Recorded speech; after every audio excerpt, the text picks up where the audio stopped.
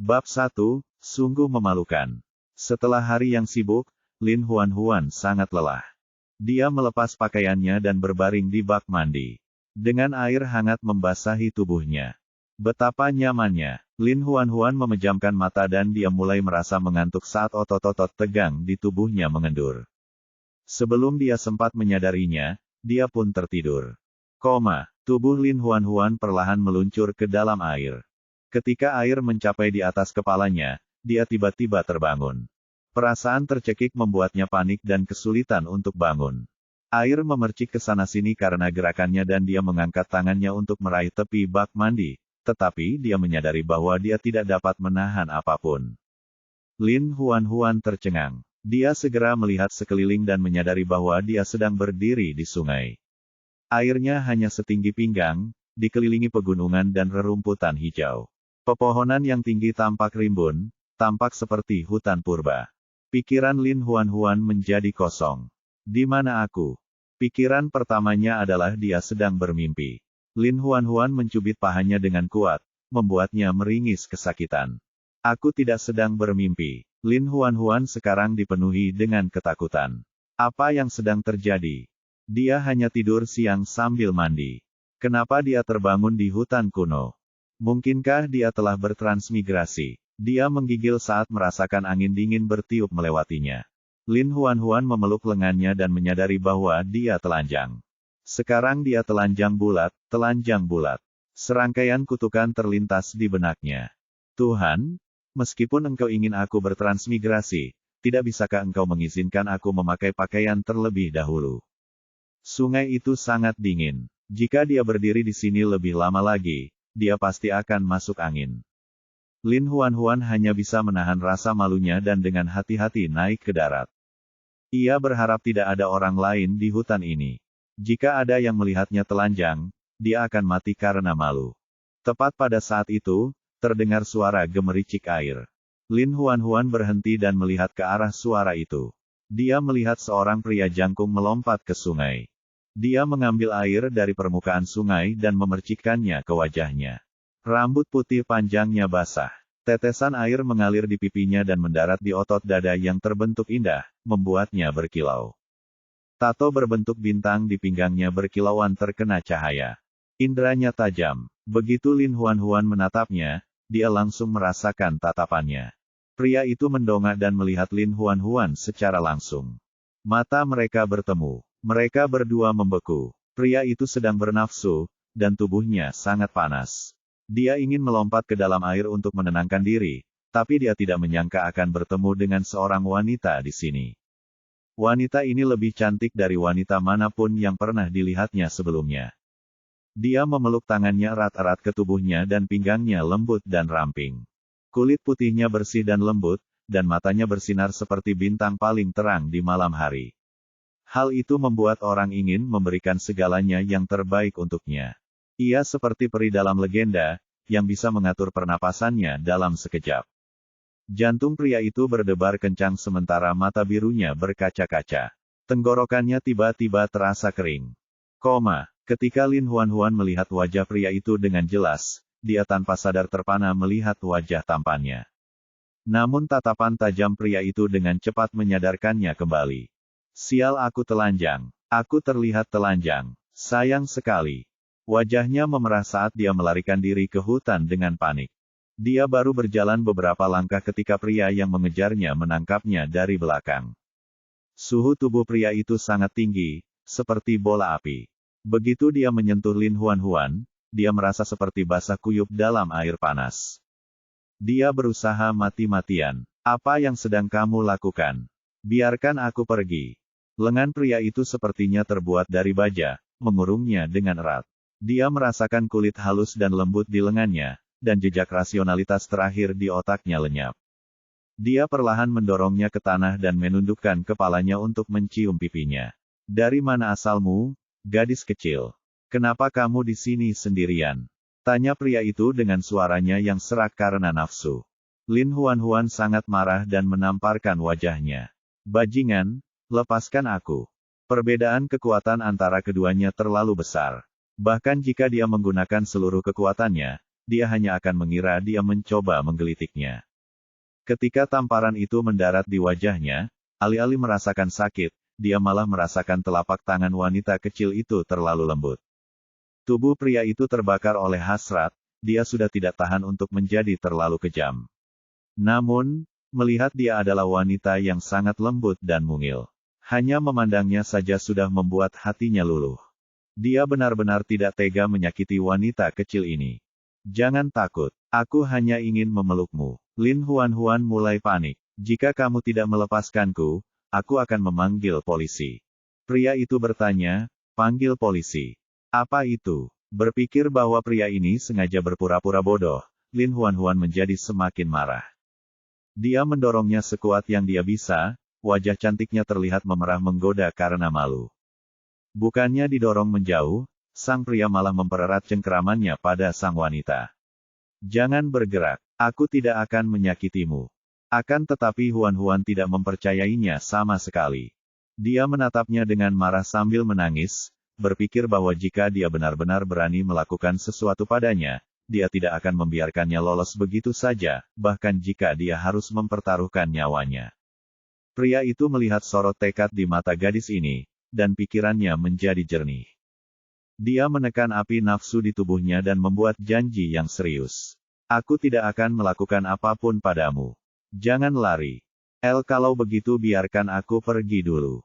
Pria itu melepaskannya dan dengan enggan melepaskannya. Dia melangkah mundur. Apakah ini baik-baik saja? Huan segera ingin lari, tetapi dia segera mengurungkan niatnya setelah mendengar pria itu berkata, kamu terlalu lambat. Kemanapun kamu berlari, saya dapat dengan mudah menangkapmu. Dia sebenarnya sudah menebak dengan tepat apa yang dipikirkan wanita itu. Huan memandangnya dan melihat bahwa pria itu tersenyum padanya. Mata birunya penuh kelembutan. Bahkan, matanya memberikan ilusi kelembutan. Huan perlahan tersipu dan buru-buru membuang muka, tidak berani melihatnya lagi. Bisakah kamu mengenakan pakaianmu dulu? Kata Huan. Begitu dia mengatakan itu, dia teringat bahwa dia juga telanjang. Dia menyilangkan tangannya dan memalingkan wajahnya untuk menghindari tatapan pria itu. Pria itu memandangnya. Kamu berasal dari suku mana, gadis kecil? Kenapa kamu sendirian di sini? Di mana hewan jantanmu? Apa yang kamu bicarakan? Huan tidak tahu apa yang dia bicarakan. Sambil menjelaskan, pria itu melangkah maju, tubuhnya yang tinggi mendekatinya. Saya adalah hewan jantan, dan Anda adalah hewan betina. Kita bisa menjadi pasangan. Apakah tidak ada yang pernah memberitahumu hal ini? Hewan, laki-laki dan perempuan. Lin Huan perlahan dipenuhi dengan keterkejutan. Ya Tuhan, dia pindah ke dunia seperti apa? Ada binatang buas di sini. Apakah akan ada manusia di sini? Bisakah dia kembali ke dunia sebelumnya? Pria itu tersenyum. Aku lupa memperkenalkan diri. Namaku Baidi. Dengan itu, dia berubah. Pria itu berubah menjadi seekor harimau putih yang besar. Lin Huan tersentak dan tanpa sadar berteriak. Tete ada monster. Matanya membelalak kaget, lalu dia pingsan. Bab 2, Baidi. Ding, mengonfirmasi pembawa acara, Lin Huan. Transfer informasi dimulai. Transfer informasi berhasil. Sistem diaktifkan sepenuhnya. Halo, tuan rumah. Selamat datang di sistem 438. Lin Huan perlahan terbangun. Dia mengusap kepalanya. Sebuah suara di kepalanya berbicara kepadanya. Sisi lain sepertinya berbicara tentang suatu sistem. Baidi tiba-tiba berkata, kamu sudah bangun. Lin Huan sadar kembali. Baru kemudian dia menyadari bahwa dia sedang berbaring di punggung seekor harimau. Melihat ini, Lin Huan teringat pemandangan orang hidup berubah menjadi harimau. Dia masih sedikit takut. Sambil memeganginya, Baidi bertanya, bagaimana perasaanmu? Apakah kamu masih merasa tidak enak badan? Lin Huan yang masih berbaring di punggung harimau, dengan hati-hati duduk. Saya baik-baik saja. Kemana kamu ingin membawaku? Baidi bergerak cepat, dan angin menderu kencang saat mereka bergerak, namun, Lin Huan masih telanjang, menggigil kedinginan. Aku akan membawamu ke suku serigala dan dukun. Bai memperhatikan perubahan pada Lin Huan dan segera berhenti. Dia berubah menjadi manusia lagi dan menempatkan Lin Huan di atas pohon besar, lalu melepas rok kulitnya. Dia menyelipkan rok kulit dan pisau tulang ke tangan Lin Huan sambil memberikan instruksi. Tunggu aku akan segera kembali. Dengan itu, dia melompat turun dari pohon dan mendarat dengan ringan di atas rumput dalam wujud seekor harimau. Lin Huan duduk di batang pohon, tangannya memegang erat pisau tulang. Dia melihat Baidi yang menjadi seekor harimau putih besar bersembunyi di semak-semak. Tak jauh di depannya ada seekor babi hutan yang baru saja makan dan tertidur pulas. Harimau putih itu menunggu dengan tenang sejenak. Ketika babi hutan sama sekali tidak sadar, tiba-tiba harimau itu bergegas keluar dan menggigit leher babi hutan itu. Darah berceceran, dan babi hutan itu menjerit kesakitan. Babi hutan tersebut berjuang mati-matian, namun pada akhirnya tidak mampu lepas dari rahang harimau dan digigit hingga tewas. Lin Huan, yang telah menyaksikan seluruh proses, tercengang dengan perburuan ini. Babi hutan sebesar itu bisa melemparkannya ke udara hanya dengan hantaman ringan. Tapi Baidi telah membunuhnya dengan satu gigitan. Lin Huan tanpa sadar menelan ludahnya, merasa harus mengevaluasi kembali kekuatan tempur Baidi. Jika dia benar-benar bertarung dengan orang kuat seperti itu, dia bisa terbunuh hanya dengan 2 jari. Demi keselamatan pribadinya, dia akan berusaha untuk tidak memprovokasi pria itu lagi. Setelah kembali ke wujud manusianya, Baidi berjalan ke pohon dan mengulurkan tangannya sambil menatap wanita kecil itu. Melompat turun. Lin Huan sangat ketakutan. Saat ini tinggi pohon itu lebih dari 4 meter. Jika dia tidak berhati-hati, beberapa tulangnya akan patah meski dia tidak mati. Baidi melihat ketakutan di matanya dan segera mengerti. Jadi, putrinya takut ketinggian. Baidi tidak pernah tinggal bersama perempuan sejak dia meninggalkan orang tuanya setelah dewasa. Dia buta terhadap sifat-sifat mereka dan tidak tahu apa-apa tentang mereka. Baidi berpikir, ketika dia sampai di suku serigala nanti, dia harus menanyakan beberapa hal. Suku serigala berukuran besar, dan ada perempuan di suku tersebut. Tentunya, mereka tahu cara merawat perempuan. Baidi memanjat pohon dengan gerakan kuat dan menggendong Lin Huan. Dia kemudian melompat turun dan mendarat dengan kuat di tanah. Dia berkata, "Berikan aku pisaunya." Lin Huan mengembalikan pisau tulang itu kepada Baidi. Baidi menggunakan pisau tulang untuk mengupas kulit tubuh babi hutan menjadi satu bagian, lalu memotong daging dan tulangnya secara terpisah. Baidi membersihkan kulit babi hutan dan membungkusnya di sekitar Lin Huan. Dengan begini, kamu tidak akan kedinginan. Sebuah suara yang familiar tiba-tiba berbicara di benaknya. Kamu mendapatkan kulit babi hutan dan memicu misi pemula. Tuan rumah, tolong kumpulkan 3 kulit binatang. Setelah misi selesai, kamu akan diberikan tas hadiah pemula. Lin Huan tercengang. Misi pemula, tas hadiah pemula, apa itu tadi? Namun sistem tidak memberikan respon. Dia hanya bisa membungkus kulit babi hutan itu erat-erat di sekelilingnya dan merenungkan jawabannya sendirian. Kulit babi hutan yang tidak disamak berbau darah, tapi dia harus mengakui bahwa jauh lebih hangat jika dibungkus di sekelilingnya. Setidaknya, dia tidak perlu berlarian telanjang lagi. Lin Huan berbisik kepada Baidi, "Terima kasih." Pemandangan wujud kecilnya yang tersembunyi di balik kulit babi hutan membuatnya terdorong untuk mengulurkan tangan dan menyentuh telinganya. "Aku akan membelikanmu pakaian saat kita sampai di suku serigala." Telinga Lin Huan sangat sensitif. Ketika dia menyentuhnya, warnanya langsung berubah menjadi merah. Dia menahan rasa malunya dan bertanya, "Apa itu suku serigala?" "Disitulah serigala tinggal. Letaknya tidak terlalu jauh dari sini. Biasanya, jika saya butuh sesuatu, saya pergi ke sana untuk berdagang atau membeli dari mereka." Lin Huan bergumam, kedengarannya sangat mirip desa. Desa, dia tidak yakin apa arti kata itu. "Saya hanya mendengar tentang suku dan kota. Saya belum pernah mendengar tentang desa." Mata Lin Huan berbinar. "Sebuah kota, tempat macam apa itu? Apakah ada manusia di sana?" "Manusia?" Baidi tampak bodoh. "Saya belum pernah mendengarnya. Kota-kota itu dibangun oleh binatang buas. Mereka sangat kuat, namun mereka juga sangat ganas. Jika Anda tertarik, saya dapat membawa Anda ke sana untuk melihatnya di masa depan. Lin Huan tidak tahu apa arti kota bagi binatang-binatang ini.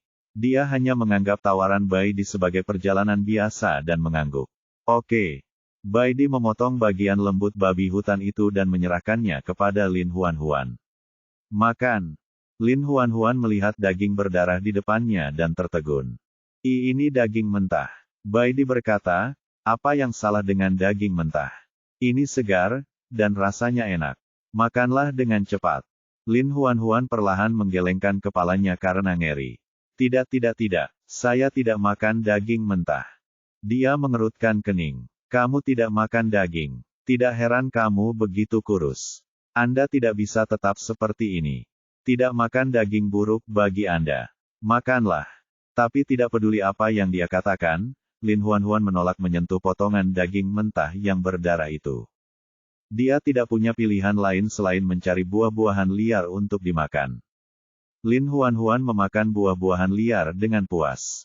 Bai Di memandangnya sejenak, lalu bertanya, kamu bukan hewan pemakan tumbuhan, kan? Kamu seperti kelinci dan rusa.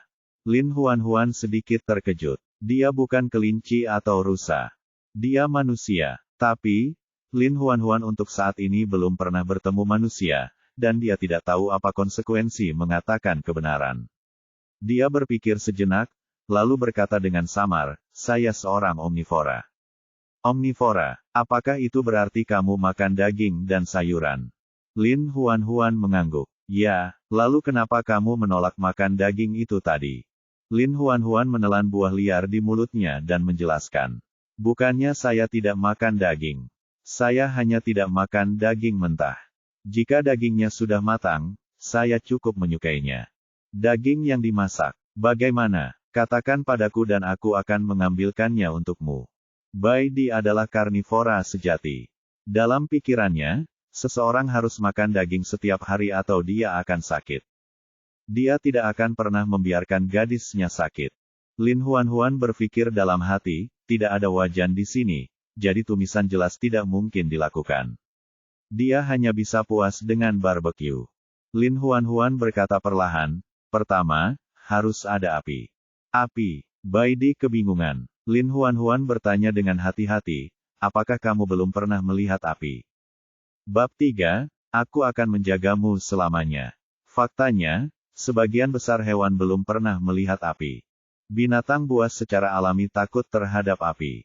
Bahkan setelah berevolusi menjadi bismen, mereka masih memiliki ketakutan alami terhadap api. Bai Di adalah salah satu dari sedikit hewan yang pernah melihat api sebelumnya. Dia secara pribadi telah menyaksikan kekuatan api yang merusak. Dia menatap mata gadis kecil itu. Haruskah kita menggunakan api? Lin Huan mengangguk. Ya, kemudian, Bai Di menggendongnya dengan pasrah. Aku akan membawamu mencari tinder. Lin Huan bertanya pelan, tidak bisakah kita membuat api dengan memutar tongkat? Memutar kayu untuk api. Bagaimana? Lin Huan menemukan 2 batang kayu dan mulai memutarnya dengan kuat untuk menyalakan api. Namun, setelah memutar tongkat itu begitu lama hingga telapak tangannya hampir sakit, dia masih tidak bisa mengeluarkan satupun percikan api. Dia kesal. Lin Huan mengutuk 9 generasi leluhur para idiot yang menayangkan acara survival di TV dengan kesal. Acara TV penuh dengan kebohongan. Pada akhirnya, Bai Di tidak tahan lagi. Dia menjilat telapak tangannya karena hatinya sakit. Hentikan. Aku akan mengajakmu mencari tinder. Lin Huan tersipu karena jilatan itu. Dia menarik tangannya karena malu dan mengganti topik pembicaraan. Apakah kamu tidak pergi ke suku serigala? Bai Di memandangi perempuan kecil itu dan berkata, ayo pergi ke suku serigala dulu. Aku akan mengantarmu mencari kayu bakar setelah dukun merawatmu. Lin Huan segera berkata, saya tidak sakit. Saya tidak perlu menemui dukun. Kalau kamu tidak sakit, kenapa kamu tiba-tiba pingsan? Lin Huan tidak bisa menjawab. Dia tidak mungkin mengatakan bahwa dialah yang membuatnya pingsan. Bai Di memeluknya. Jangan takut. Saya akan memanggil dukun untuk memeriksa Anda. Sakit atau tidak, kamu tetap wanitaku. Aku akan menjagamu selamanya. Lin Huan membeku. Dia kehilangan kedua orang tuanya ketika dia masih muda dan tinggal di rumah pamannya. Meskipun keluarga pamannya tidak menyiksanya, mereka tidak terlalu memperhatikannya. Ketika dia sakit, tidak ada yang merawatnya. Yang bisa ia lakukan hanyalah bersembunyi di balik selimut dan menangis tanpa suara sambil memegang foto orang tuanya. Kurangnya rasa kekeluargaan yang sangat erat membuat ia menjadi pribadi yang sensitif dan kurang percaya diri.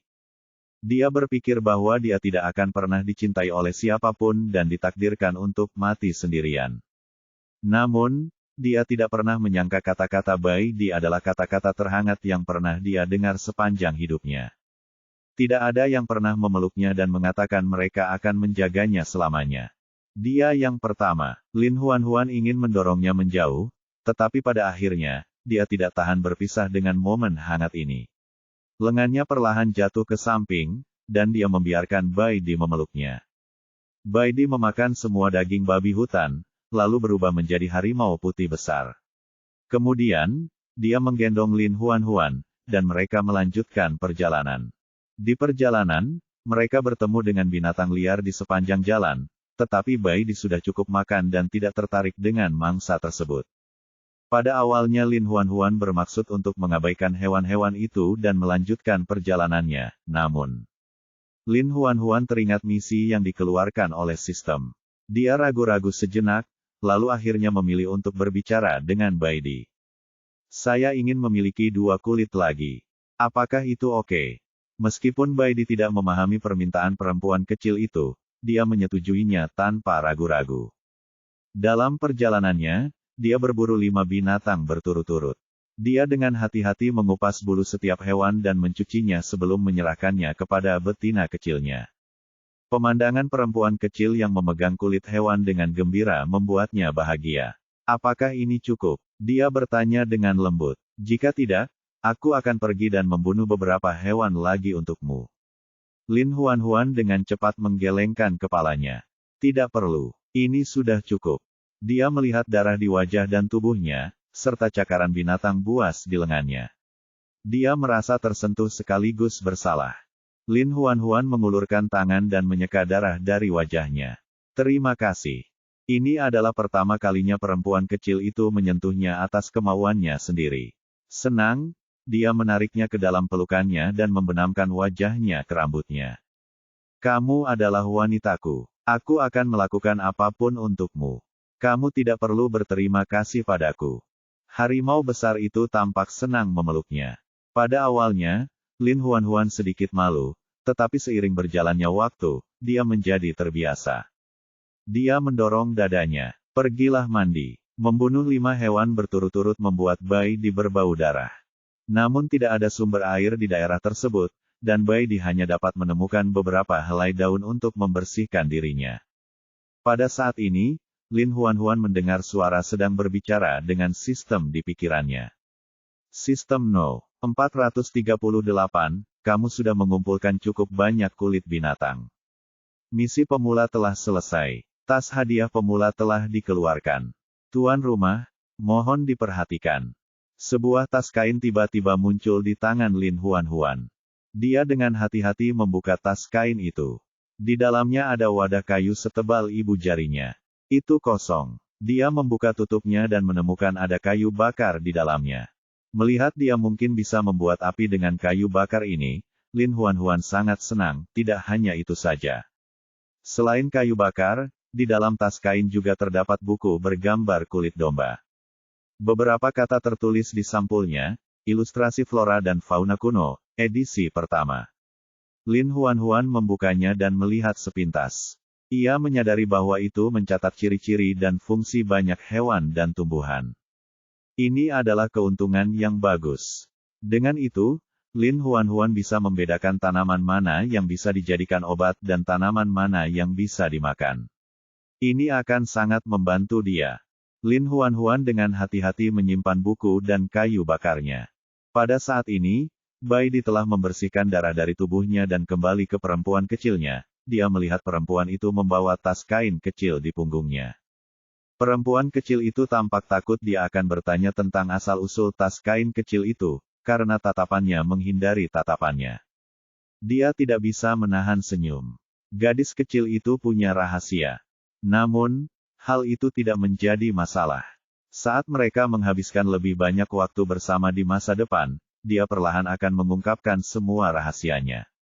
Baidi berubah menjadi harimau lain dan mengambil betina kecilnya. Suku serigala merupakan kawanan hewan terbesar di wilayah tersebut. Tak hanya jumlahnya yang banyak, mereka juga pandai berburu bersama. Serangan kuat mereka membuat binatang buas lain di sekitarnya sangat takut pada mereka. Suku serigala didirikan di tengah gunung batu. Medan di gunung itu rumit. Jika seseorang yang tidak familiar dengan area tersebut menerobos masuk, mereka akan mudah tersesat. Ada lapangan terbuka di kaki gunung tempat suku serigala mengadakan pasar setiap 10 hari. Hewan-hewan di sekitar akan datang dengan membawa dagangan mereka sendiri dan menukarnya dengan apa yang mereka butuhkan. Kebetulan hari ini ada pasar, dan banyak binatang berkumpul di kaki gunung. Semua orang sedang memilih dagangannya, dan suasananya sangat ramai. Baidi berubah kembali ke bentuk manusia dan dia membantu Lin Huan menyesuaikan kulit binatang di sekitar tubuhnya. Seluruh tubuhnya terbungkus rapat dengan kulit binatang, dan hanya separuh wajahnya yang terlihat. Tetaplah dekat denganku nanti. Ini memperingatkan. Jangan berkeliaran. Ada banyak hewan liar di pasar. Jika mereka tahu kamu perempuan, mereka akan menangkap dan menjualmu. Lin Huan berkedip perlahan. Kedengarannya mereka adalah penyelundup manusia. Para pedagang manusia, seperti sebelumnya Baidi tampak kebingungan. Lin Huan menjelaskan perlahan, orang jahat yang menculik wanita, maksudku, wanita dan anak-anak. Meski tampak bingung Baidi berkata dengan tegas. Ya, orang-orang jahat itu adalah penyelundup manusia. Anda harus berhati-hati. Jadi tetaplah di dekatku agar aman. Apa bisa dipahami? Melihat keseriusan Baidi, Lin Huan pun menjadi serius. Ya, aku akan mengingatnya. Bab 4, Penjahat. Lin Huan tidak memiliki sepatu dan hanya bisa berjalan tanpa alas kaki. Kakinya yang indah menginjak tanah. Meskipun ada rumput, tetap saja terasa sedikit sakit. Baidi adalah pria yang sangat perhatian. Dia menyadari perilaku aneh Lin Huan dan segera berkata, aku akan menggendongmu. Baidi adalah seorang pria yang sangat besar dengan otot-otot yang kuat di lengan dan dia memiliki kekuatan yang luar biasa. Dia mengangkat Lin Huan dengan satu tangan dan duduk di bahunya. Lin Huan terkejut, dia cepat-cepat melingkarkan lengan di leher Baidi, takut dia akan jatuh. Baidi sangat tinggi, dan bahkan di antara para binatang buas, yang umumnya tingginya 1,9 meter, Baidi masih yang tertinggi dan paling mencolok. Duduk di bahunya, pandangan Lin Huan menjadi sangat luas. Sekilas, dia bisa melihat sebagian besar pasar. Dia memegangnya dengan mantap. Aku akan membawamu ke dukun dulu. Kita akan jalan-jalan ke pasar nanti, oke? Lin Huan sedikit enggan. Aku benar-benar tidak sakit. Namun Baidi tidak percaya dan berjanji membawa ke dukun. Para dukun di dunia ini setara dengan dokter. Mereka memiliki beberapa keterampilan medis dan di mata kebanyakan binatang, dukun adalah sosok yang misterius dan kuat. Sungguh sebuah keajaiban bagaimana mereka dapat menggunakan rumput dan tanaman yang tidak mencolok untuk membantu binatang kembali hidup. Apalagi Baidi yang berpengetahuan luas pun kagum pada dukun itu. Dukun serigala itu adalah seorang pria tua yang berjanggut tebal. Jenggotnya panjang, putih, dan tebal. Saat Lin Huan melihatnya, dia teringat pada Sinterklas yang legendaris. Nama serigala itu adalah Dr. Langsu. Baidi menurunkan Lin Huan, menggenggam satu tangan, dan memukulnya ke dada. Dia mengangguk sedikit. Dr. Langsu, tolong lihat temanku. Dia tiba-tiba pingsan tadi. Langsu tertidur sampai mendengar kata, kawan. Dia mengangkat kelopak matanya, memunculkan tajamnya menyapu Baidi dan mengingatkan pada wanita di sebelahnya. Dukun tua itu berkata pelan, kau benar-benar beruntung, nak. Kau benar-benar menemukan jodoh perempuan. Sayang sekali masih banyak pemuda di ras serigala kita yang berebut untuk mendapatkan jodoh perempuan. Langsu berhenti sejenak, lalu menatap Lin Huan dan bertanya, gadis kecil, berapa banyak pasangan pria yang kamu punya? Lin Huan tampak bingung. Hah? Baidi segera menariknya ke belakang, menghalangi pandangan dokter tua itu dengan tubuhnya, menatap matanya penuh peringatan. Dokter Langzu, ini wanita saya. Tolong jangan punya ide apapun tentang dia. Langzu tersenyum, janggut putihnya sedikit bergetar. Oh, Baidi, kamu jangan lupakan. Tidak mungkin bagi seorang wanita hanya memiliki satu pasangan pria di sisinya. Bahkan jika kamu telah menjadi pasangan prianya, dia dapat terus memilih pria lain untuk menjadi pasangannya. Lagi pula, perempuan terlalu langka. Wajah Baidi menjadi gelap, dan dia terdiam. Niat membunuh tumbuh dalam dirinya. Tak seorang pun dapat mengambil wanitanya, bahkan dukun misterius itu. Langzu tampaknya melihat bahwa binatang buas yang kuat dan tampan di depannya memiliki niat untuk membunuh, jadi dia tidak melanjutkan topik pembicaraan. Sebaliknya, dia melambaikan tangan ke arah wanita di belakangnya. Wanita kecil, kemarilah dan biarkan aku melihat penyakit apa yang kamu derita. Lin Huan menatap Baidi. Ketika dia mengangguk sedikit, dia melangkah hati-hati ke arah dukun tua itu. Langzu menanyakan rincian spesifik tentang kapan dia pingsan. Lin Huan menjawab semua pertanyaan dengan jujur. Akhirnya, Langzu berkata, si betina kecil tidak sakit. Dia hanya lemah dan perlu dirawat. Lin Huan merasa lega mendengarnya. Langzu meraih kantung yang terbuat dari kulit. Ini, gadis kecil, buah-buahan renyah ini adalah hadiah untukmu. Ambillah. Lin Huan segera melambaikan tangannya. Tidak, terima kasih. Namun, Langzu tidak peduli. Dia memasukkan kantong itu ke tangannya dan berkata kepadanya dengan ramah, ada banyak hal menyenangkan di suku serigala. Karena kamu sudah di sini, mengapa kamu tidak tinggal selama beberapa hari lagi? Lin Huan memegang hadiah dari dukun tua itu di tangannya. Dia benar-benar tidak bisa menolak. Dia hanya bisa memaksakan diri untuk berkata, aku akan mengikuti pengaturan Baidi. Dia tidak mengenal tempat itu. Satu-satunya orang yang memberinya rasa aman adalah Baidi. Dia tadinya cemberut, tapi sekarang ekspresinya kembali normal. Dia menggendong Lin Huan dan berkata dengan lembut, jika kamu ingin melihat-lihat, tidak apa-apa untuk tinggal selama beberapa hari. Jika kamu tidak mau, kami akan segera kembali. Lin Huan memikirkannya dengan serius. Jarang baginya untuk datang ke suku serigala. Sungguh sayang untuk pergi begitu saja. Dia ingin melihat apakah ada informasi yang berguna di sini. Saya ingin berbelanja lagi. Baidi tidak mempermasalahkannya. Baiklah, terserah apa katamu. Langzu tersenyum dan berkata, jarang sekali ada wanita yang mengunjungi suku serigala kita. Ini benar-benar sesuatu yang membahagiakan. Kamu bisa tinggal di suku ini malam ini. Aku akan meminta seseorang untuk membereskan kamar untukmu. Baidi sekarang waspada terhadap dukun yang tampak baik hati itu. Dia berkata dengan dingin, tidak perlu. Aku bisa mengatur segalanya untuk wanitaku. Dengan itu, Baidi menggendong Lin Huan keluar dari rumah batu tempat sang dukun tinggal. Pasar itu sangat ramai, dan ada banyak binatang jantan yang kuat di mana-mana. Kadang-kadang, satu atau dua binatang betina dapat terlihat, tetapi mereka selalu dikelilingi oleh sekelompok jantan. Sulit bagi orang lain untuk melihat mereka. Lin Huan terbungkus rapat dalam kulit binatang. Tubuh mungilnya tersembunyi di balik kulit binatang, dan tidak ada ciri-ciri kewanitaan yang terlihat. Dia duduk di bahunya sambil melihat sekelilingnya dengan rasa ingin tahu. Baidi menggendongnya ke sebuah rumah batu tempat penjualan pakaian. Dia membiarkan Lin Huan memilih apa yang disukainya. Pakaian itu terbuat dari kulit binatang. Gayanya sederhana, dan pengerjaannya kasar. Namun, itu lebih baik daripada telanjang. Lin Huan memilih 2 set gaun kulit terkecil. Yang ini. Yang lainnya terlalu besar untuknya. Baidi mengeluarkan koin kristal dari kantong ikat pinggangnya dan menyerahkannya kepada serigala penjual pakaian. Apakah ini cukup? Ketika serigala itu melihat koin kristal, matanya langsung berbinar. Dia berkata dengan gembira, cukup. Ini adalah koin kristal yang berharga. Belum lagi 2 gaun kulit binatang, itu sudah cukup untuk membeli semua pakaian di tokonya. Lin Huan bersembunyi di bawah kulit babi hutan dan mengenakan sarung kulit binatang. Bai Di berdiri berjaga. Dia ingin melihat, tapi tidak bisa. Hatinya gatal.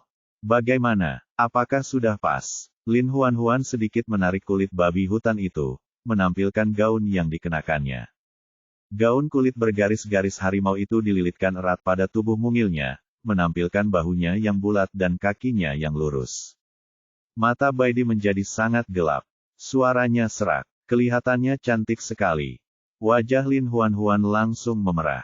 Bajingan. Dia segera melilitkan kulit babi hutan itu erat-erat di sekujur tubuhnya, hanya menyisakan sebagian wajahnya yang terbuka.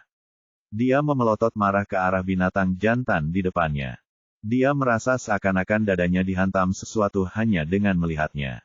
Seluruh hati meleleh. Betina makin lucu aja. Bab 5, Sebuah Keluarga. Lin Huan awalnya ingin membeli sepasang sepatu, tetapi binatang tidak suka memakai sepatu, jadi tidak ada yang menjual barang seperti itu. Tak berdaya, Lin Huan hanya bisa berpikir untuk membuat sepasang sepatu sendiri. Pembuatan sepatu memerlukan jarum dan benang. Untungnya ada yang menjualnya. Lin Huan menatap jarum itu dan ragu-ragu. Dia tidak punya uang, dan satu-satunya cara untuk membeli sesuatu adalah dengan meminta Bai Di membayarnya. Namun, Bai Di sudah membelikannya 2 gaun. Dia malu meminta Bai Di membayar lebih banyak barang. Dia melihatnya sekilas, lalu mengeluarkan koin kristal dan membeli seluruh set jarum. Setelah mendapatkan jarum dan benang, dia berkata kepada Lin Huan, "Katakan padaku apa yang ingin kamu beli." "Aku punya koin kristal." Lin Huan tersipu. "Terima kasih. Anggap saja aku meminjam kristal-kristal itu darimu. Aku akan menghasilkan uang untuk membayarmu di masa depan." Namun dia berkata, "Kau adalah wanitaku. Kita adalah keluarga. Semua yang kumiliki adalah milikmu. Saya akan memberikan apapun yang Anda inginkan." Kata keluarga, seperti tangan besar yang dengan lembut memegang hati Lin Huan. Kehangatan itu membuatnya ingin menangis. Ia pernah menambahkan memiliki keluarga sendiri. Namun, kematian kedua orang tuanya memaksanya untuk mengubur keinginan tersebut di dalam hatinya. Tetapi sekarang, binatang buas di depannya telah membangkitkan hasratnya dengan satu kalimat. Dia sungguh menginginkan sebuah rumah. Dia melihat mata gadis kecil itu memerah dan langsung panik. "Jangan menangis. Kamu merasa tidak enak badannya. Atau apakah saya melakukan kesalahan? Katakan padaku dan aku akan memperbaiki perilakuku." Dia ingin menyentuhnya, tetapi dia khawatir karena dia menangis. Yang bisa dia lakukan hanyalah mengelilinginya dengan rasa cemas. Lin Huan menyeka dan tersenyum malu. "Aku terlalu bahagia." Bahagia? Dia bertanya-tanya mengapa dia menangis saat dia bahagia. Lin Huan memegangi tikungan itu. "Saya sangat bahagia karena sekarang saya sudah punya keluarga." Setelah mengunjungi pasar, matahari hampir terbenam. Lang Zu mengirim seseorang untuk menjemput Bai Di dan istrinya, tapi Bai Di menolak. Dia tahu apa yang sedang direncanakan Lang Zu. Ada banyak serigala di suku itu, namun hanya ada sekitar serigala betina sementara serigala jantan berjumlah lebih dari 300 ekor. Memiliki lebih banyak jantan daripada betina merupakan hal yang umum di dunia ini. Agar dapat diproduksi, setiap betina dikelilingi oleh banyak pasangan jantan. Para betina dari suku serigala pun tak terkecuali, namun meski begitu, banyak jantan muda yang masih gagal menemukan betina untuk menjadi pasangannya. Bagi serigala, setiap betina sangatlah berharga. Lang Zu ingin Lin Huan tetap tinggal sehingga dia bisa memilih beberapa pria muda dari suku serigala untuk menjadi pasangannya. Bai Di sangat marah memikirkan laki-laki lain berbagi Lin Huan dengannya. Lin Huan adalah pasangannya sendiri. Dia tidak akan pernah membiarkan siapapun menyentuhnya. Bai Di membawa Lin Huan menjauh dari kaki gunung dan menemukan sebuah gua di dekatnya. Dia menyebarkan jerami tebal di tanah, lalu membaringkan Lin Huan di atasnya. "Aku akan berburu di dekat sini. Aku akan segera kembali. Tetaplah di sini dan tunggu aku. Jangan pergi kemanapun." "Oke." Bai Di sengaja menggunakan batu besar untuk menutup pintu masuk gua agar tidak ada yang melihat Lin Huan. Baru setelah itu dia pergi dengan enggan. Lin Huan membuka tas kain dan mengeluarkan kayu bakar. Dia mengumpulkan beberapa kayu kering, menumpuknya, dan dengan hati-hati membakarnya. Ada kebakaran. Lin Huan merasakan kehangatan yang sudah lama tidak dirasakannya, dan senyum bahagia mengembang di wajahnya. Menggunakan cahaya api, dia mulai membolak-balik buku itu. Beberapa halaman pertama buku ini memperkenalkan benua tersebut secara singkat. 2 poin penting disorot. Hal pertama yang disebutkan adalah tentang eksistensi makhluk jiwa, sedangkan hal kedua adalah tentang betina. Binatang jiwa merupakan makhluk yang berevolusi dari manusia binatang biasa dan sangat kuat. Sedangkan untuk betina, mereka bahkan lebih langka daripada makhluk jiwa. Mereka bertanggung jawab untuk bereproduksi. Mereka sangat langka sehingga setiap betina harus memiliki banyak pasangan jantan agar dapat bereproduksi lebih baik. Ketika dia membaca ini, Lin Huan menjadi sangat malu. Dia tidak menyangka dunia ini menganjurkan poligami. Dia terus membaca dan sampai pada bagian tentang buah yang harum dan renyah. Daun dan buah tanaman berkayu dapat digunakan sebagai obat. Mengonsumsinya dapat meredakan panas berlebih dalam tubuh, sementara mengoleskannya secara eksternal dapat menghentikan pendarahan dan mengurangi peradangan. Lin Huan segera membuka kantong kulit yang diberikan Lang Zhu dan mengambil 2 buah renyah dari dalamnya. Buah berwarna merah tua itu berbentuk bulat. Saat diperhatikan lebih dekat, dia bisa mencium aroma manis yang samar.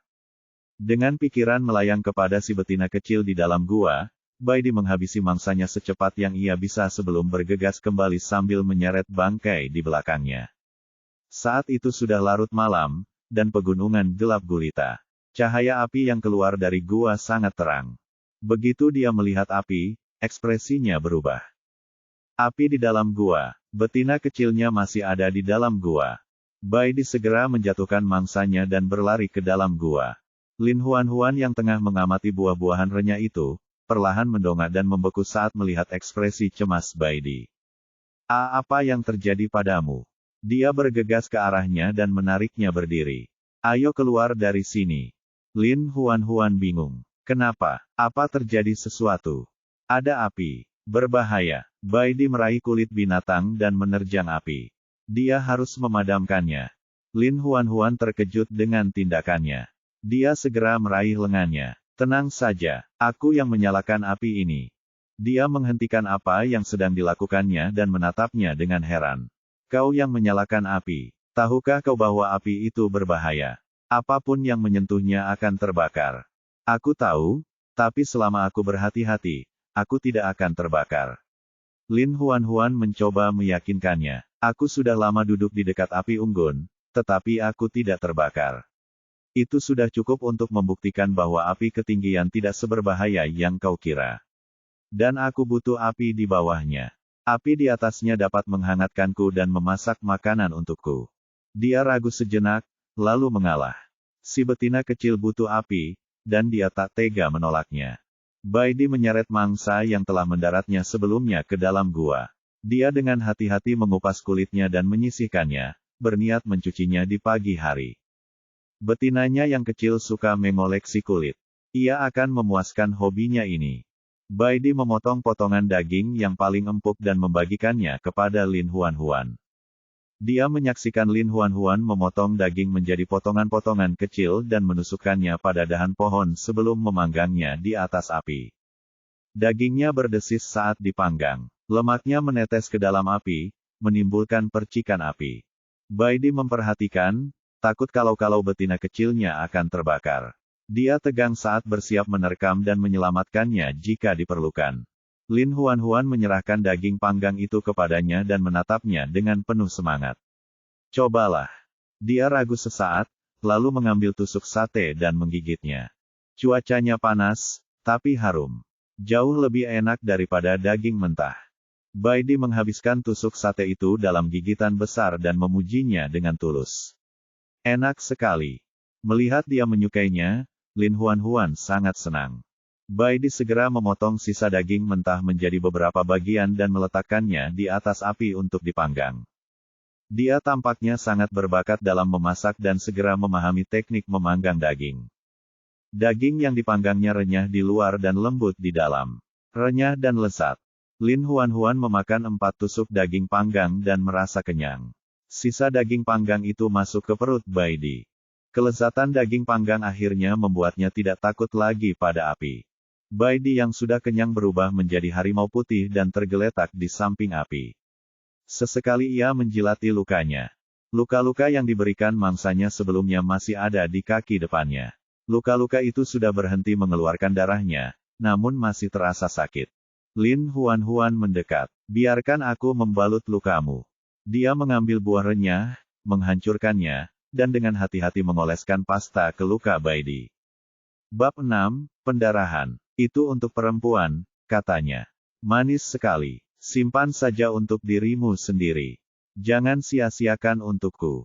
Lin Huan sedikit marah. Apa maksudmu, sampah? Anda adalah keluarga saya. Di hatiku, kamu yang paling penting. Tidak ada buah renyah yang lebih penting darimu. Bai Di membeku. Dia menatap wajah gadis kecilnya.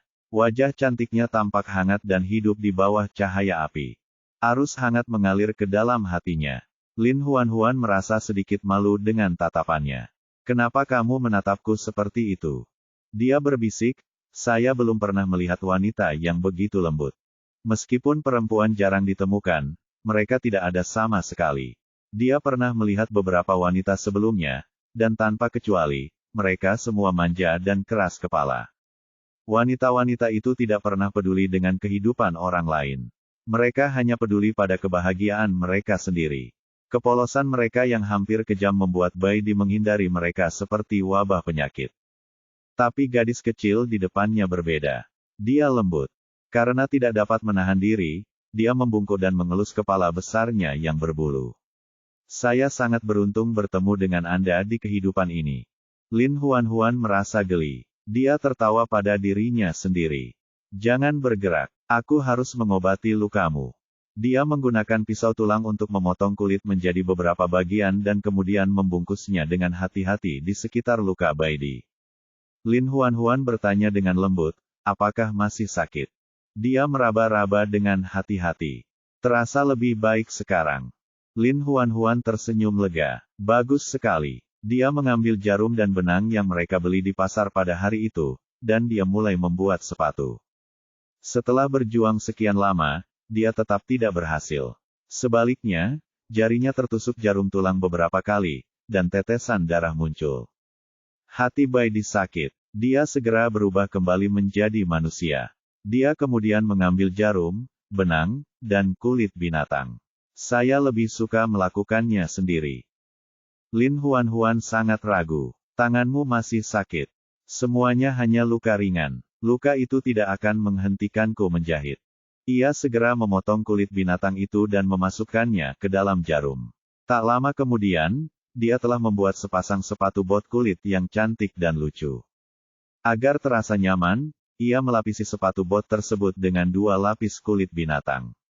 Dia menempelkan potongan kulit binatang pada sepatu bot tersebut agar sepatu bot tersebut dapat diikat. Sepatu bot bisa dikenakan longgar atau ketat. Selain itu, sepatu bot ini mudah dipasang dan dilepas. Coba saja, kata Bai Di. Lin Huan segera meletakkannya di atas kakinya dan memantulkannya ke depan dan ke belakang. Dia bertanya dengan antusias, apakah ini terlihat bagus? Dia mengangguk, senang. Mereka sangat bagus. Anda tidak perlu khawatir kaki Anda akan terluka oleh kerikil lagi. Lin Huan bertanya perlahan, apakah kamu ingin membuat sepasang sepatu untuk dirimu sendiri juga? Tidak, terima kasih. Kulitku tebal. Saya tidak perlu khawatir akan terluka ketika saya berjalan di tanah. Selain itu, saya seringkali perlu bertransformasi. Jika aku memakai sepatu, akan merepotkan saat aku berubah menjadi wujud binatang. Lin Huan membayangkan seekor harimau besar mengenakan sepatu bot kulit dan tidak bisa menahan tawa. Baiklah, aku lupa memikirkan hal itu.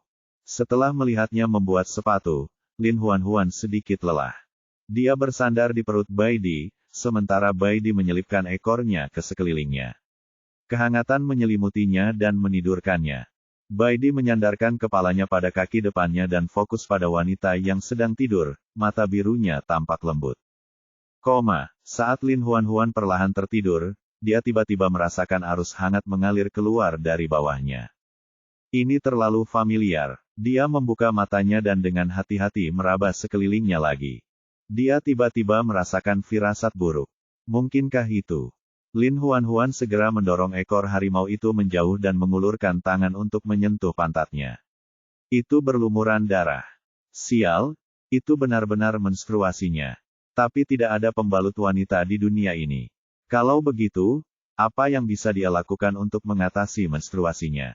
Apakah saya harus meletakkan selapis kulit atau dedaunan di bawahnya? Baidi mencium bau darah di air. Dia membuka matanya dan mengikuti baunya. Dia melihat darah di telapak tangan Lin Huan, dan ekspresinya berubah. Kamu terluka. Wajah Lin Huan memerah ketika dia mencoba menjelaskan dirinya sendiri dengan suara gemetar. Aku tidak terluka. Kamu terluka. Kamu berdarah. Dia berubah dengan cepat menjadi bentuk manusia. Dia mengangkatnya dan menemukan gaunnya juga berlumuran darah. Ada begitu banyak darah. Betina kecilnya pasti terluka parah. Baidi merobek gaun kulit dari tubuhnya, hanya untuk menyadari bahwa darah berasal dari sela-sela kakinya. Mengabaikan perjuangan dan perlawanan Lin Huan, dia memaksa kakinya terbuka dan memeriksa luka yang berdarah. Lin Huan sangat malu dan marah hingga dia ingin mati. Lepaskan aku. Aku benar-benar tidak terluka. Pendarahan ini merupakan hal yang normal. Biarkan aku berbaring dengan tenang selama beberapa hari. Namun, dia menolak untuk mempercayainya. Dia dengan keras kepala percaya bahwa perempuan kecilnya terluka parah. Wajahnya pucat karena cemas, mata birunya penuh ketakutan. Ketika Baidi masih muda, saudaranya meninggal karena luka yang parah. Dia melihat saudaranya terbaring dalam genangan darah ketika tubuhnya menegang sedikit demi sedikit. Kesedihan karena kehilangan orang yang dicintai hampir menghancurkannya. Kini, temannya juga terluka. Dia mengalami pendarahan yang sangat parah. Apakah dia akan mati seperti saudaranya? Dia tidak sanggup memikirkannya. Dia membungkus kulit itu di sekitar tubuh Lin Huan dan mengangkatnya dengan hati-hati. Jangan takut. Aku akan membawamu ke dukun, aku akan menyelamatkanmu. Aku tidak akan membiarkanmu mati. Lin Huan sangat malu. Dia baru saja menstruasi. Mengapa Baidi mengira dia sedang sekarat? Dia belum pernah mendengar ada orang yang meninggal karena menstruasi. Dukun, Langzu, sedang mengobati luka seekor serigala muda. Binatang serigala ini tinggi dan ramping. Rambut perak pendeknya dan mata hijau tua membuatnya terlihat sangat sulit diatur dan wajahnya yang terpahat memancarkan aura yang tajam. Meski terdapat luka panjang di dadanya, namun tetap tidak bisa menyembunyikan aura dominannya. Dia ibarat pisau tajam yang dicampur racun. Saat dukun membantunya mengoleskan obat, dia bergumam, Suang Yun, berapa kali kamu terluka akhir-akhir ini? Saya ingat ini yang ke-10 kalinya, bukan? Kamu hampir menghabiskan semua bahan di sini. Suang Yun tidak memiliki ekspresi. Saya akan membantu Anda mengumpulkan lebih banyak tanaman obat. Lang Zu memelototinya. Kau tahu, bukan jamu yang aku pedulikan. Saya ingin Anda menemukan betina sesegera mungkin dan berhenti membuang-buang energi berlebihan untuk berburu. Dia sedikit mengernyit, jelas kesal. Aku benci wanita. Daripada mencari perempuan untuk dijadikan pasangannya, mau tidak mau ia akan merasa jijik melihat perempuan. Wanita sombong dan egois itu tidak bisa berbuat apa-apa selain melahirkan. Mereka lemah dan tidak kompeten, tapi juga serakah dan malas. Setiap hari, selama mereka berbaring di tempat tidur dengan kaki terbuka, mereka bisa mendapatkan apapun yang mereka inginkan. Lebih buruk lagi, mereka tidak pernah tahu bagaimana menghargai hak istimewa mereka. Daripada menjadi pengikut dan budak seorang wanita, Suang Yun lebih memilih membujang seumur hidupnya.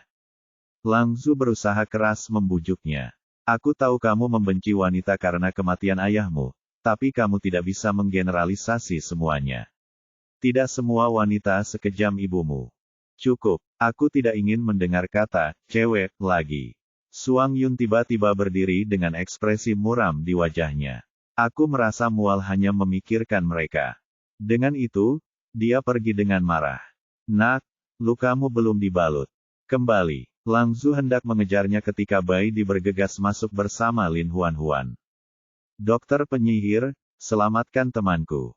Dia terluka. Bab 7, sangat keji. Lang Zu mencium bau darah dan melihat wajah pucat Lin Huan. Dia langsung berkata, cepat, taruh dia di tempat tidur. Bai Di menurunkan Lin Huan dan dengan lembut membaringkannya di tempat tidur. Lang Zu bertanya, di mana lukanya? Bai Di hendak merobek sarung tangan kulit di tubuh Lin Huan, saat Lin Huan menggenggam sarung tangan itu erat-erat dan menghindari tangan Bai Di. Dia tersipu. Aku benar-benar tidak terluka, tapi kau kehilangan banyak darah, katanya sambil membujuknya dengan lembut. Jika kamu tidak menghentikan pendarahannya tepat pada waktunya, kamu akan mati. Tolong, bisakah kamu membiarkan dukun itu memeriksa lukamu? Itu hanya sekali lihat. Bagaimana mungkin dia membiarkan mereka melihat ke bawah sana? Dia bahkan tidak boleh meliriknya. Lin Huan tidak tahu mengapa Bai Di tidak mempercayainya. Dia hanya bisa menaruh harapannya pada dukun tua itu. Sambil tersipu, dia menjelaskan, begitulah cara tubuh saya bekerja. Saya mengalami pendarahan beberapa hari dalam sebulan, tetapi itu tidak mempengaruhi kesehatan saya.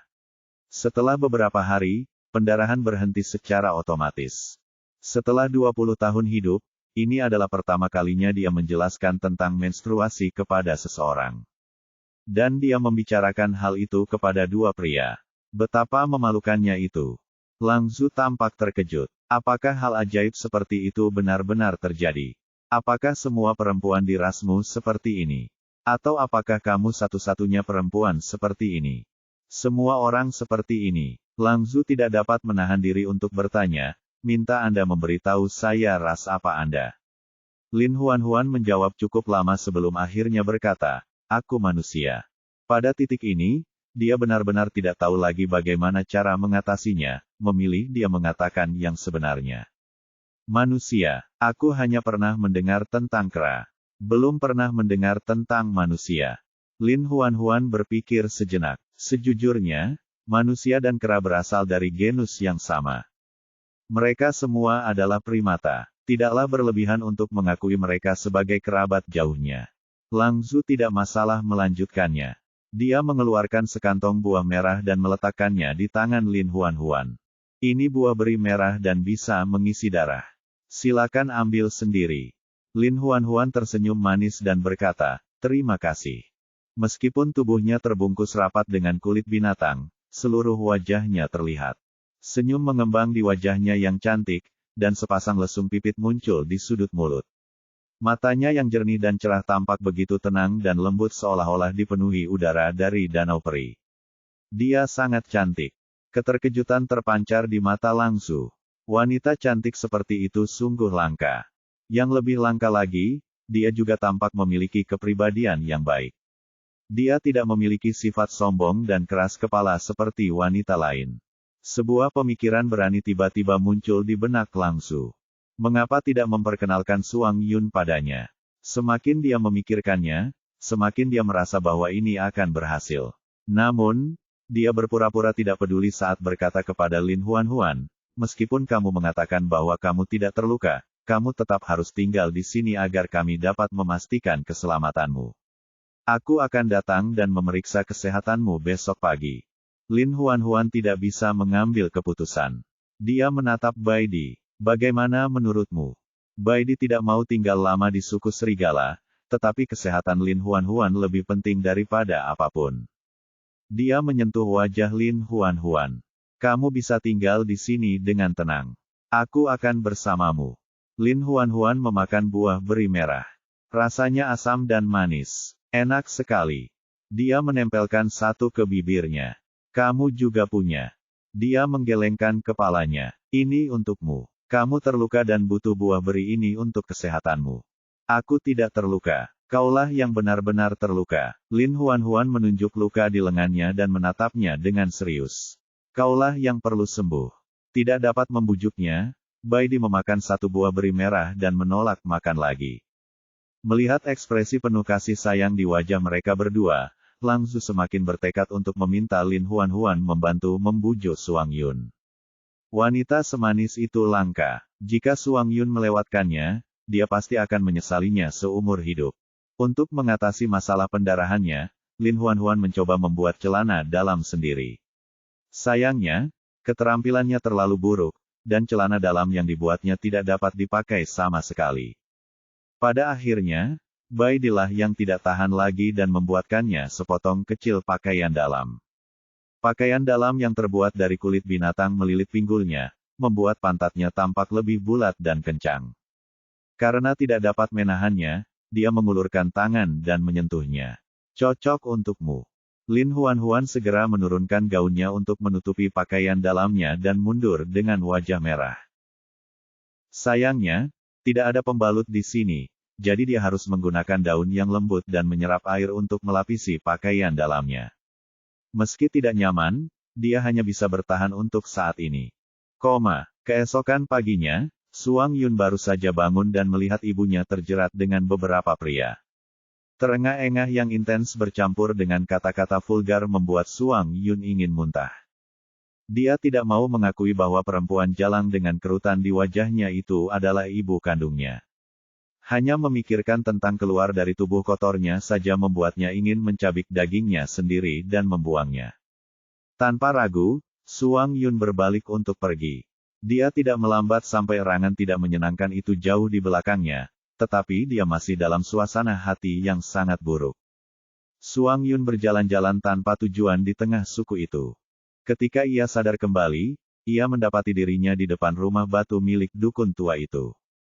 Di seluruh suku, hanya tempat ini yang dianggap tenang. Dia mendorong pintu hingga terbuka, bermaksud untuk duduk di rumah dukun tua itu. Tanpa diduga, begitu dia masuk, dia melihat seorang wanita muda yang terbungkus kulit binatang berjongkok di tanah. Dia sedang mencari sesuatu. Ekspresinya berubah. Dia melangkah maju, meraih pergelangan tangan wanita itu, dan menariknya untuk berdiri. Beraninya kamu masuk ke sini dan mencuri. Beraninya kau. Lin Huanhuan dikejutkan oleh pria yang tiba-tiba masuk. Dia menatapnya dengan bingung. Buah beri merahku jatuh ke tanaman herbal. Aku hanya mencarinya. Aku tidak mencoba mencuri apapun. Pria di hadapannya sangat tampan. Rambut peraknya yang pendek membuatnya tampak sombong, dan matanya yang dalam menjadi tajam karena amarahnya. Dia sama sekali tidak percaya pada penjelasannya. Jangan mencoba membela diri. Kau pencuri. Perempuan sepertimu berpikir bahwa hanya karena kamu bisa punya anak, kamu tidak perlu takut pada apapun. Kau hina. Bahkan patung tanah liat pun memiliki sifat pemarah dan Lin Huanhuan akhirnya menjadi marah. Dia marah ke arah lelaki itu. Aku bukan pencuri. Kalau kau tidak melepaskanku, aku akan berteriak minta tolong. Suang Yun mencibir. Teruslah teriak. Aku tahu kau seorang wanita. Selama kau berteriak, akan ada banyak pria yang akan datang untuk melindungimu, tapi itu tidak berarti kau bisa melakukan apapun yang kau inginkan. Sebagai pemimpin suku serigala, saya tidak akan pernah membiarkan siapapun mencuri dari suku serigala. Bahkan jika kau seorang wanita. Lin Huanhuan sangat marah hingga wajahnya memerah. Dia tidak berdaya. Baidi meninggalkan suku serigala dengan tergesa-gesa tadi malam. Dia telah meninggalkan tas kainnya di dalam gua, jadi dia kembali untuk mengambilnya. Dia mengingat dia akan kembali dalam waktu dekat, jadi dia harus mencari cara untuk menyelamatkan dirinya. Lin Huanhuan memutar matanya dan tiba-tiba melihat ke belakang. Dokter penyihir, ada apa? Suang Yun segera berbalik untuk melihat ke pintu. Pada saat ini, Lin Huanhuan melompat dan memukul dagunya. Suang Yun terlempar mundur sedikit. Dia menutupi dagunya dan memelotot ke arah perempuan di depannya. Beraninya kau mengendap-endap mendekatiku. Katanya dengan marah. Dasar perempuan hina. Bab 8, Suang Yun. Lin Huanhuan lari dengan cepat. Sayangnya, dia terlalu lambat dibandingkan dengan Suang Yun. Lin Huanhuan baru saja mengambil 2 langkah ketika ada yang menjambak rambutnya dari belakang. Mari kita lihat di mana lagi kamu bisa lari. Rambut Lin Huanhuan lembut dan halus, terasa seperti rumput laut di tangannya. Hal itu membuat Suang Yun sedikit terkejut. Wanita yang ditemuinya malas. Mereka jarang mencuci badan sehingga rambutnya selalu kusut dan kotor seperti tumpukan jerami kering. Namun wanita di depannya memiliki rambut yang sangat bersih. Lebih dari itu, ia bersih dan kulit putihnya bebas dari kotoran. Tanpa sadar Suang Yun sedikit melunak, namun dia tetap berkata dengan tegas, melihat ini adalah pelanggaran pertamamu, aku akan memberimu kesempatan untuk berubah. Selama kamu mengakui kesalahanmu dan meminta maaf kepada dukun, aku akan memaafkanmu. Kulit kepala Lin Huan sakit, tapi dia menolak mengaku kalah. Dia tidak mencuri apapun. Kenapa dia harus mengatakan bahwa dia salah? Dasar bajingan, lepaskan aku. Melihat dia menolak mengakui kesalahannya, Suang Yun merasa sedikit marah lagi. Cobalah mengumpat lagi, aku akan menghajarmu. Lin Huan memelototinya dengan marah. Kalau begitu pukul saja aku. Pukul aku sampai mati jika kamu berani. Suang Yun mengangkat tinjunya, tapi dia tidak berani memukul wajah cantiknya. Tapi dia tidak mau melepaskannya. Dia mencoba mengendalikan dirinya, tetapi pada akhirnya, dia tetap tidak bisa memukulnya. Dia hanya bisa mengucapkan kata-kata itu dengan kaku. Minta maaf sekarang. Selama dia mengakui kesalahannya, dia akan membiarkannya pergi.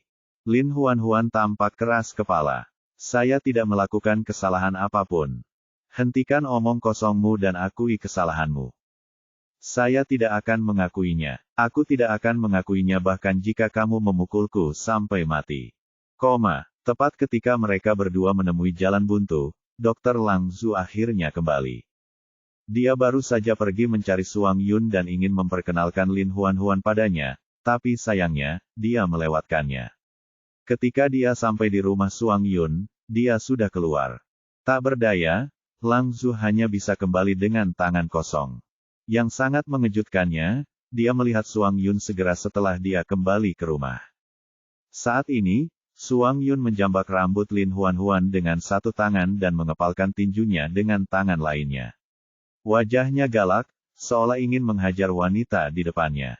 Lang Zhu sangat terkejut dengan pemandangan ini hingga dia hampir jatuh berlutut. Dia bergegas maju dan memisahkan mereka.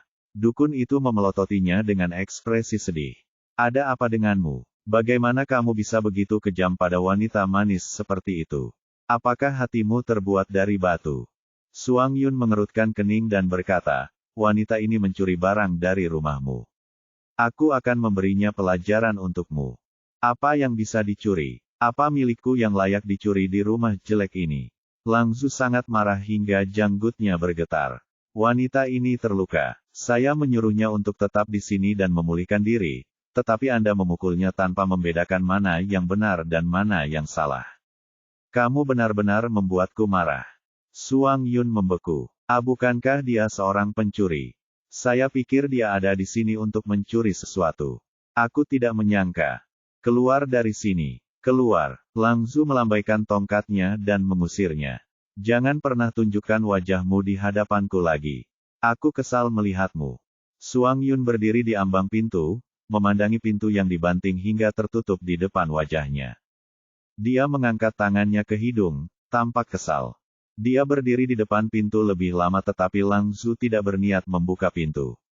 Suang Yun hanya bisa pergi dengan rasa jijik. Lang Zhu berkata kepada Lin Huan, jangan merendahkan dirimu sampai ke tingkatan Suang Yun. Anak itu memiliki temperamen yang buruk. Dia impulsif, tapi dia bukan orang jahat. Apalagi dia sangat kuat. Dia pemimpin klan termuda dalam sejarah suku serigala kita. Lin Huan mengikat rambutnya ke belakang kepalanya dengan sehelai rumput yang tampak kokoh. Dia menggelengkan kepalanya, kuncir kudanya berayun lembut. Tidak masalah. Saya tidak marah lagi. Lagi pula aku tidak akan menemuinya lagi. Lang Zhu terbatuk ringan. Suang Yun yang salah kali ini. Aku akan membuatnya meminta maaf padamu nanti. Jika kamu masih marah, kamu bisa menghajarnya. Anda tidak perlu menunjukkan belas kasihan. Anak ini tangguh. Dia akan baik-baik saja meskipun kamu memukulnya. Lin Huan terdiam. Dia benar-benar tidak marah lagi.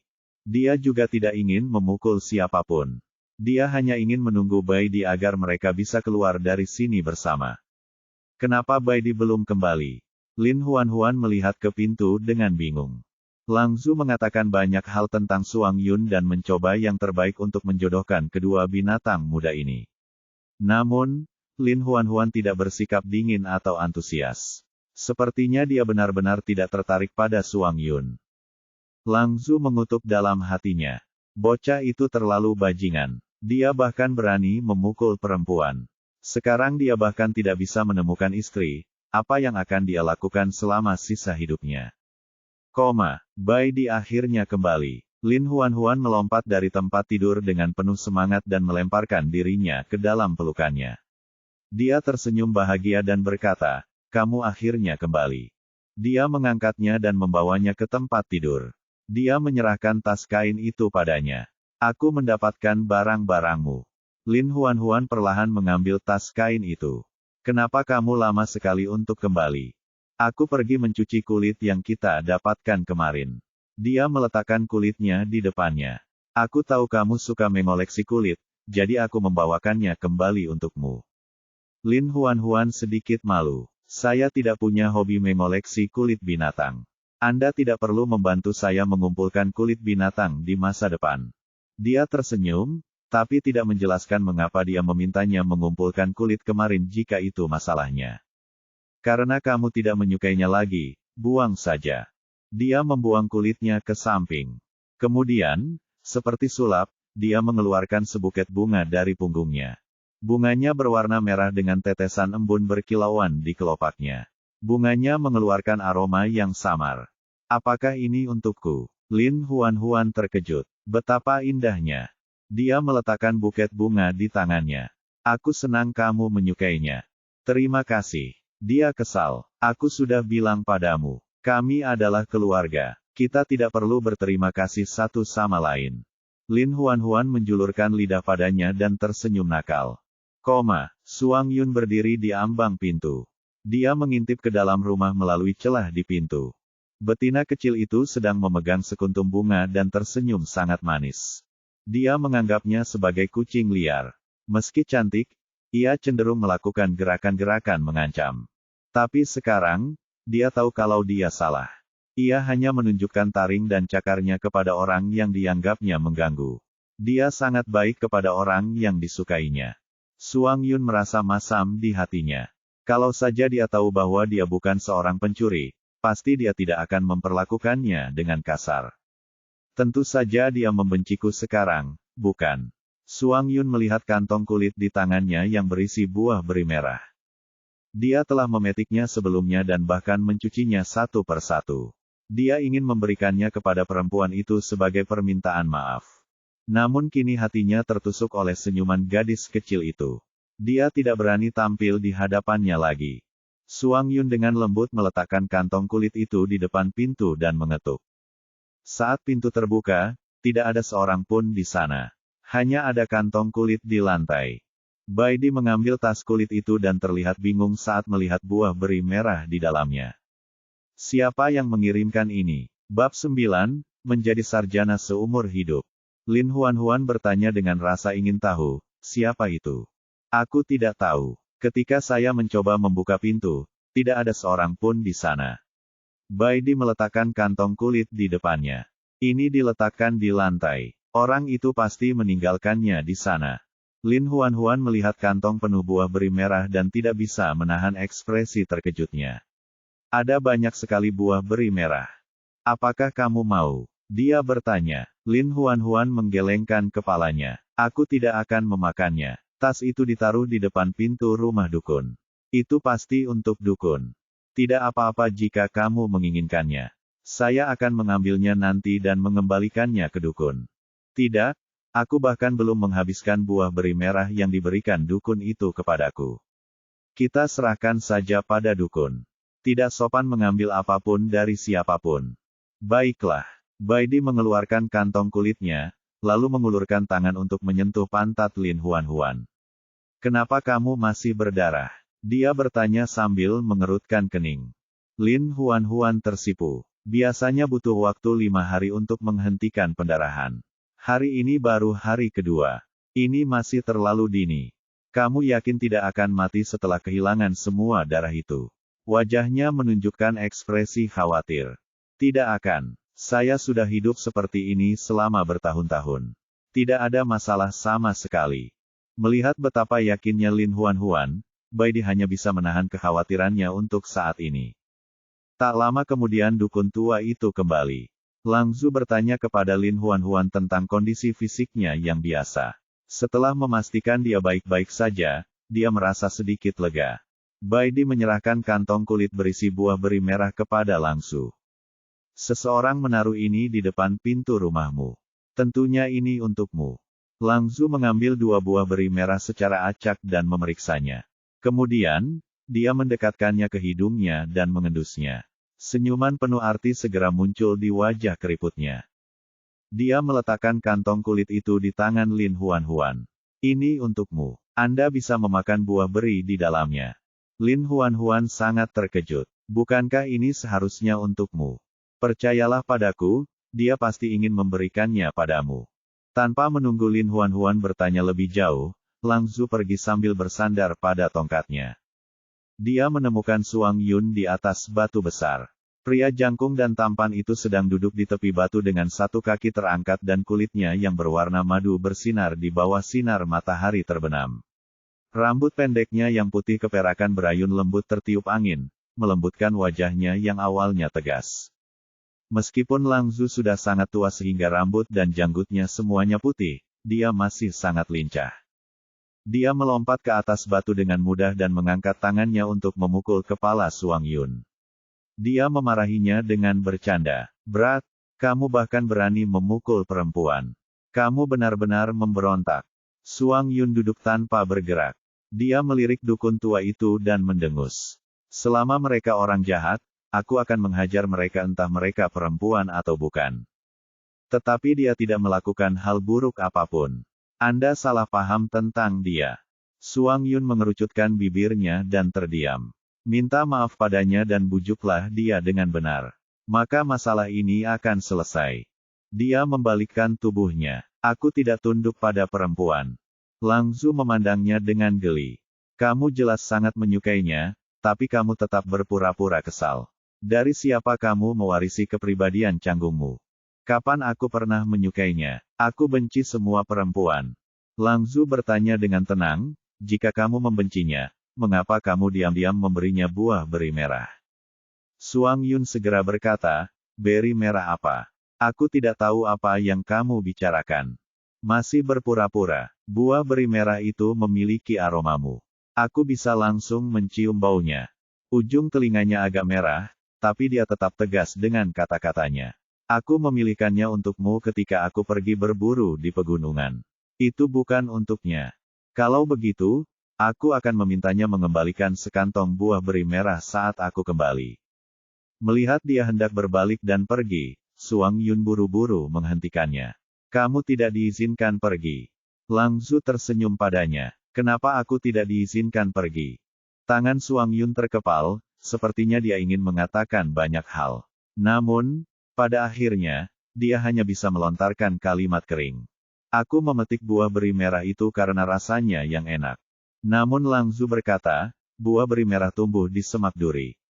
Dan semua semak duri itu beracun. Mereka sangat gatal jika Anda ditusuk. Hewan tidak pernah mendekati area itu. Bahkan anak di bawah umur di suku tersebut tidak akan mempercayai kebohongan seperti memetik buah beri merah sambil berburu di semak duri.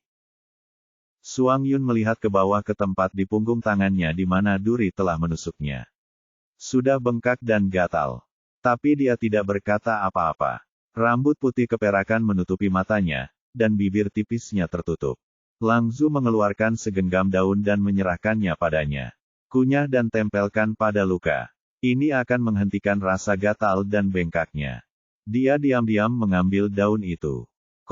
Pada hari kelima Lin Huan tinggal di suku serigala, menstruasinya akhirnya berakhir. Bai Di sangat gembira. Lukamu sudah sembuh. Kamu tidak akan mati. Lin Huan harus menekankannya lagi. Saya tidak pernah terluka, dan saya tidak akan mati. Dia mengangkatnya dan membelai rambutnya dengan lembut. Karena masa haidnya telah habis, Lin Huan tidak perlu lagi tinggal di suku serigala. Bai Di mengajaknya mengucapkan selamat tinggal pada Lang Zu. Lang Zu segera berkata, tidak, kamu belum bisa pergi. Tidak mudah baginya untuk membuat Suang Yun jatuh cinta pada seorang wanita. Jika dia melepaskannya, apa yang akan dilakukan Suang Yun? Apakah dia benar-benar harus melajang seumur hidupnya? Dia harus menemukan cara untuk membuat Lin Huan tetap tinggal. Kenapa kita tidak bisa pergi? Tanya Bai Di. Lang Zu berpikir sejenak, lalu teringat sesuatu yang penting. Dia berkata dengan cepat, musim dingin akan datang. Bai Di mengerutkan kening. Sejauh yang saya ingat, musim dingin akan tiba sekitar 2 bulan lagi. Bahkan tidak dekat. Dulu, kami harus menunggu 2 bulan lagi sebelum musim dingin tiba. Namun, tahun ini iklimnya berubah. Musim dingin akan tiba 2 bulan lebih awal. Ini adalah kesimpulan saya berdasarkan bintang-bintang. Tidak ada yang salah sama sekali.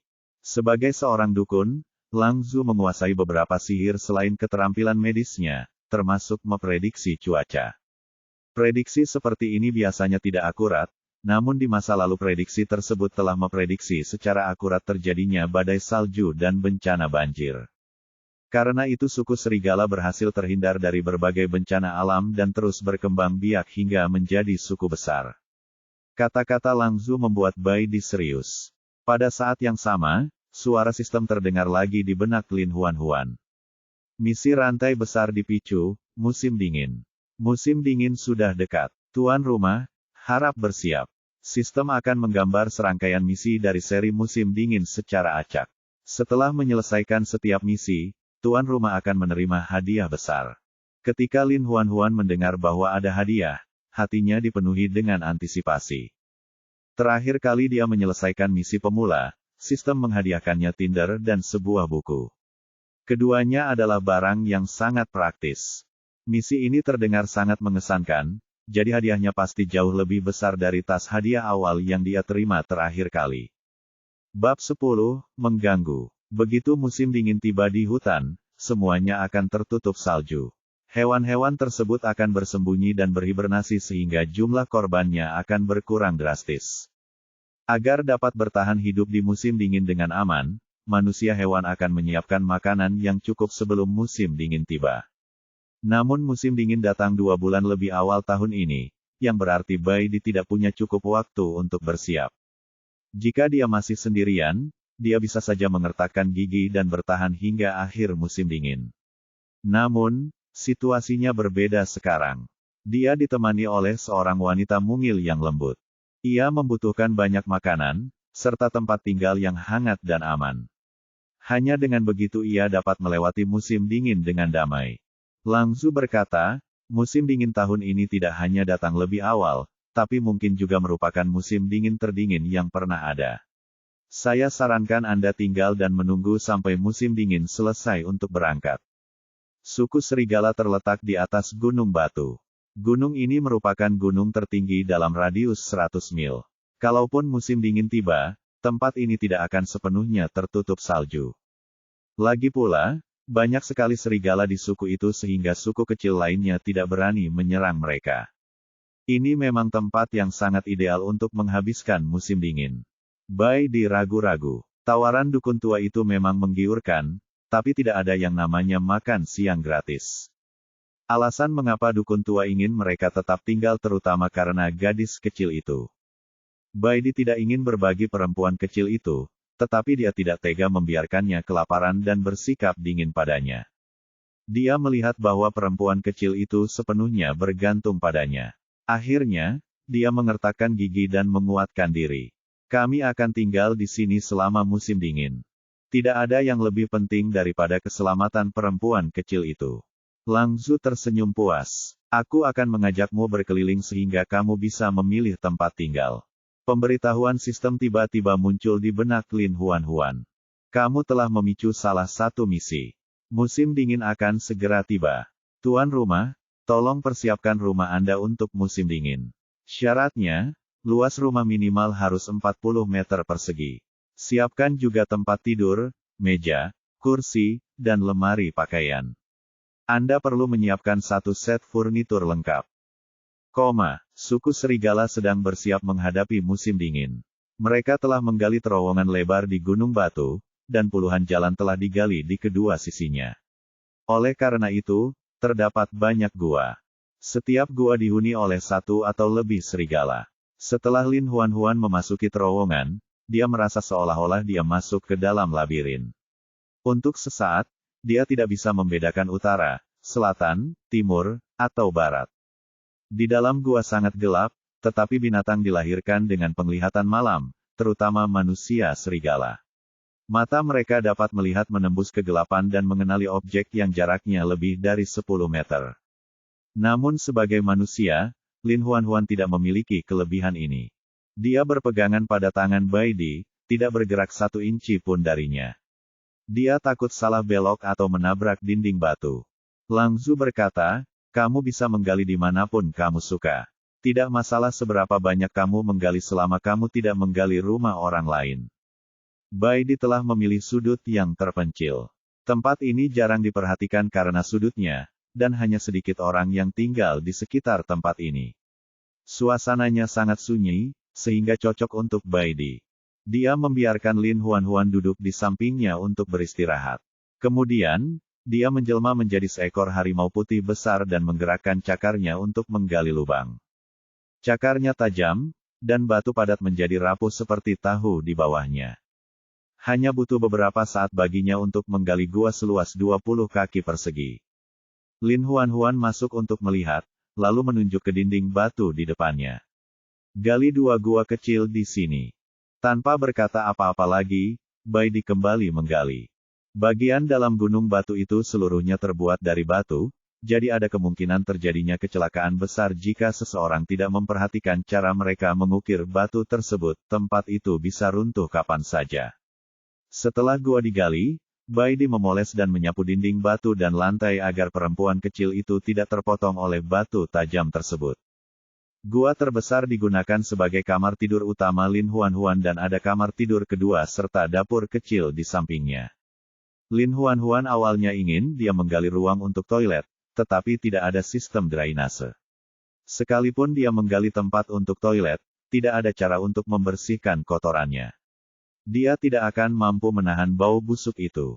Sekarang, saatnya mempertimbangkan apa yang harus mereka lakukan untuk furnitur tersebut. Dunia ini masih berada pada zaman batu. Sebagian besar barang yang digunakan semua orang terbuat dari batu yang dipoles. Namun, Lin Huan merasa batu tersebut terlalu berat dan tidak nyaman untuk digunakan. Dia memutuskan untuk menebang kayu untuk membuat furnitur. Mata Lin Huan berbinar. Ayo kita menebang beberapa pohon. Baidi memandangnya dengan sabar. Baiklah. Dia tidak tahu apa yang dipikirkan Lin Huan. Dia hanya berpikir bahwa menebang pohon adalah cara dia bersenang-senang. Baidi mempertahankan wujud harimau putihnya dan membawa Lin Huan keluar gua. Namun, dia menyadari bahwa sekarang ada sebuah gua di sebelahnya. Ketika mereka pertama kali tiba, tidak ada seorang pun yang tinggal di sana. Mengapa sebuah gua tiba-tiba muncul? Saat Lin Huan merasa bingung, Suang Yun berjalan keluar gua. Mata Lin Huan langsung melebar. Itu kamu. Suang Yun menyilangkan tangan di depan dada dan terlihat sombong. Jadi bagaimana kalau itu aku? Mengapa kamu di sini? Suang Yun berkata tanpa basa-basi, karena aku tinggal di sini. Lin Huan terkejut. Mengapa kamu tinggal di sini? Saya suka tinggal di sini. Kenapa kamu peduli? Lin Huan memelototinya, lalu berkata pada Baidi, ayo pergi. Abaikan orang aneh ini. Baidi membawa Lin Huan pergi. Suang Yun mengerutkan keningnya dengan kesal saat perempuan itu menghilang di tikungan. Ketika dia mengetahui bahwa perempuan itu tinggal di gunung, reaksi pertamanya adalah lari ke rumahnya dan menggali gua di sebelahnya. Namun ketika dia sudah tenang, dia merasa perilakunya sangat konyol. Dia jelas membenci wanita. Mengapa dia begitu ingin menjadi tetangganya? Apakah hanya agar dia bisa melihatnya setiap hari? Ini terlalu bodoh. Suang Yun membenci dirinya sendiri saat dia mengejar wanita itu. Tidak banyak benda di hutan, tapi pasti ada banyak pepohonan. Di bawah komando Lin Huan, Baidi menebang beberapa pohon secara berurutan. Ia menggunakan cakarnya untuk mengupas kulit kayu dan memotong pohon menjadi papan yang tebal dan seragam. Dia menurunkan papan kayu yang dipoles ke Lin Huan dan bertanya, apakah ini baik-baik saja? Lin Huan mengangguk, merasa sangat puas. Bagus, bagus. Bai Di, kamu luar biasa. Senang mendengar pujiannya, dia mengusap punggung tangannya. Lin Huan menyentuh telinganya yang berbulu. Sentuhannya menenangkan dan dia menyipitkan matanya seperti kucing besar, malas, dan anggun saat merasakan sensasi itu. Ketika Suang Yun yang bersembunyi di dekatnya melihat ini, dia tidak bisa menahan diri untuk tidak mengangkat tangan kanannya. Lengannya yang awalnya kuat dan energi segera berubah menjadi lengan serigala, dan cakarnya berubah menjadi cakar yang tajam. Batang pohon di sebelahnya tergores parah, dan hatinya patah. Itu hanya menebang pohon dan kayu. Dia pasti bisa melakukannya lebih baik dari harimau. Mengapa wanita itu tidak datang kepadanya untuk meminta bantuan?